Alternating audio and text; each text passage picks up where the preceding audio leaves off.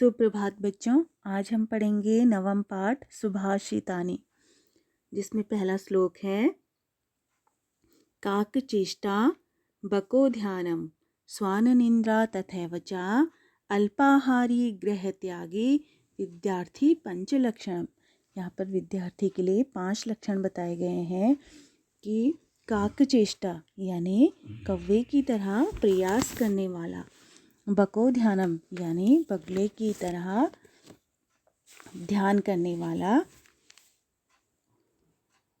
श्वान निंद्रा तथैव च श्वान यानी कि कुत्ते की तरह कम सोने वाला, अल्पाहारी कम खाने वाला, गृह त्यागी घर का त्याग करने वाला, विद्यार्थी पंचलक्षणम विद्यार्थी के 5 लक्षण हैं। यानी कि इसमें समझाया गया है कि एक विद्यार्थी को कौवे की तरह प्रयास करने वाला होना चाहिए।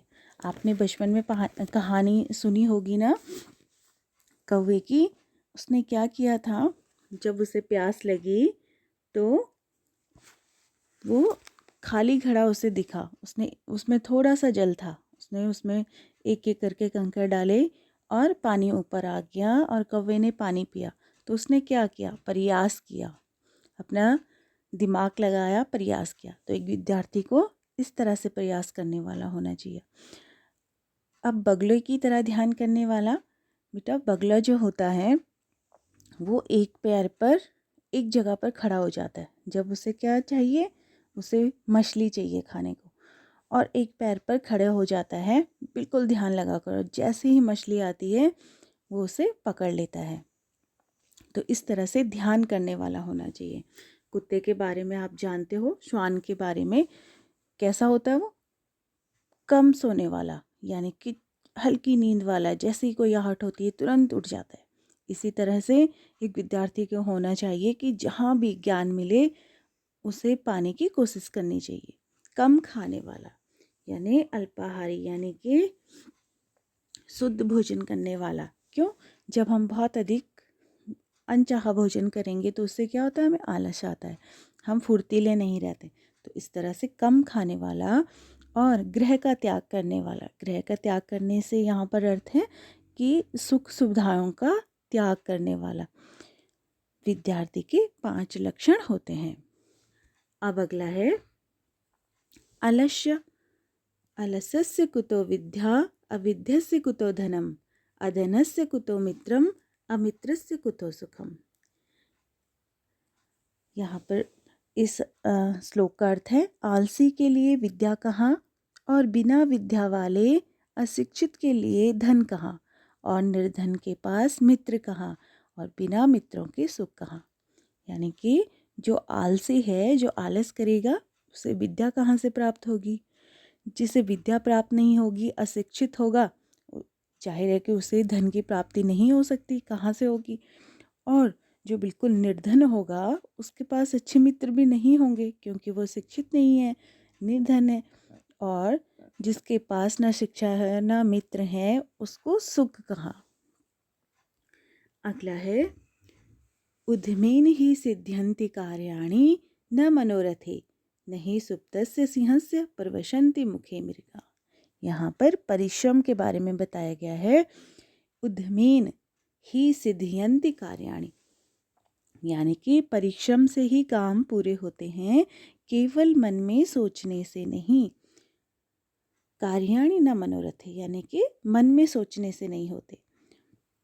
नहीं सुप्तस्य सिंहस्य, सोए हुए शेर के मुख में, प्रवशन्ति मुखे मृगा, सोए हुए शेर के मुख में हिरन अपने आप नहीं जाता। देखो बेटा, जंगल में जो शेर होता है, जंगल का राजा होता है, उसे भी परिश्रम करना पड़ता है अपने भोजन के लिए। तो हमें कुछ भी पाना हो अपने जीवन में, उसके लिए हमें परिश्रम करना होगा। अगर हम केवल मन में सोचते रहेंगे तो उससे वो पूरा नहीं होगा। उसके लिए मेहनत करनी पड़ेगी, परिश्रम करना पड़ेगा। जैसे जंगल के राजा शेर के मुख में हिरन अपने आप नहीं जाता, उसे भी अपने भोजन के लिए परिश्रम करना पड़ता है। आगे है गुणो भूष्यते रूपम शीलं भूष्यते कुलं, सिद्धि भूष्यते विद्यां, दानं भूष्यते धनम। इसका अर्थ है रूप की शोभा गुणों से होती है। गुणों भूष्यते रूपम, गुणों की शोभा, रूप की शोभा गुणों से होती है। शीलम भूष्यते कुलम, कुल की शोभा सील यानी चरित्र से होती है। सिद्धि भूष्यते विद्याम, और विद्या की शोभा धन प्राप्त करने से होती है। दानम दानम भूष्यते धनम, और धन की शोभा उसके दान करने या सदुपयोग करने से होती है। अर्थात यहाँ पे इसका अर्थ होगा कि चरित्रवान होने से, गुणों भूष्यति रूपम यानी कि जब हम चरित्रवान होते हैं तो उस अर्थात मनुष्य गुणों भूष्यति रूपम यानी कि मनुष्य के गुणवान होने से उसका रूप निखरता है। यानी कि सिर्फ वो सुंदर होगा और उसमें अच्छे गुण नहीं होंगे तो उसकी सुंदरता किस काम की। शीलम भूष्यते कुलम, अगर कोई बहुत अच्छे कुल का है लेकिन चरित्रवान नहीं है तो फिर उसके कुल की क्या होगी, बदनामी होगी।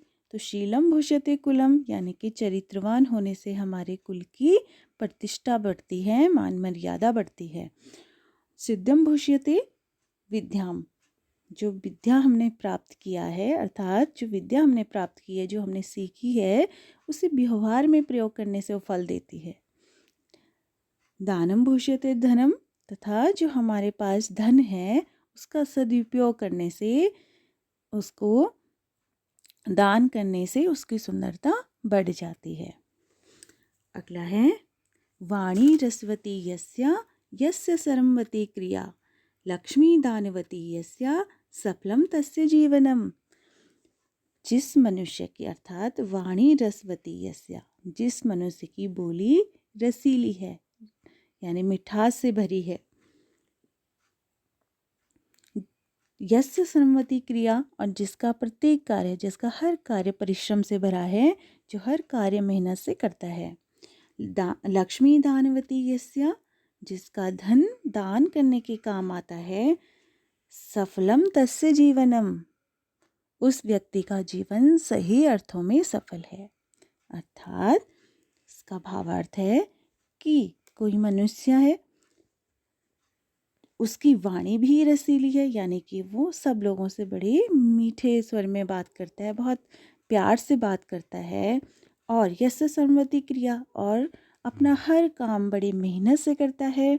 और जो उसके पास धन है उसको क्या करता है, दान करता है, दूसरों के भलाई के लिए काम में आता है उसका धन।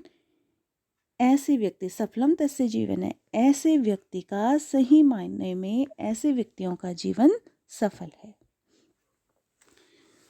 अगला है माता शत्रु पिता बैरी, एन बालो न पाठिता, न शोभते सभा मध्ये, हंस मध्ये वको यथा। ऐसे माता पिता यानी कि माता शत्रु पिता बैरी, ऐसे माता पिता दुश्मन के समान है, शत्रु के समान है। एन बालो न पाठिता, जो अपने बच्चों को, अपनी संतान को नहीं पढ़ाते।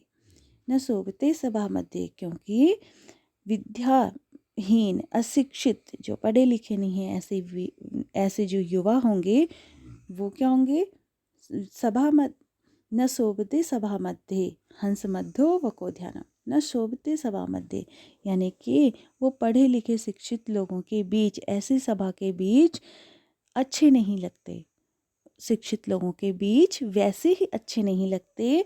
हंस मध्य वको ध्यानम, जैसे हंसों के बीच, जैसे हंसों के बीच बगला शोभा नहीं देता। यानी कि भावार्थ है, ऐसे माता पिता दुश्मन के समान होते हैं जो अपने बच्चों को शिक्षित नहीं करते, जो अपने बच्चों को नहीं पढ़ाते।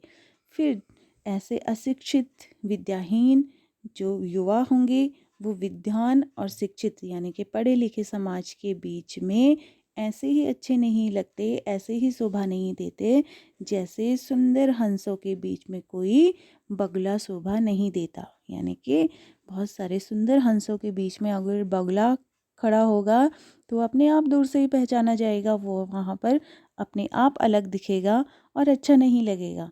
तो इस तरह से इसका अर्थ हुआ।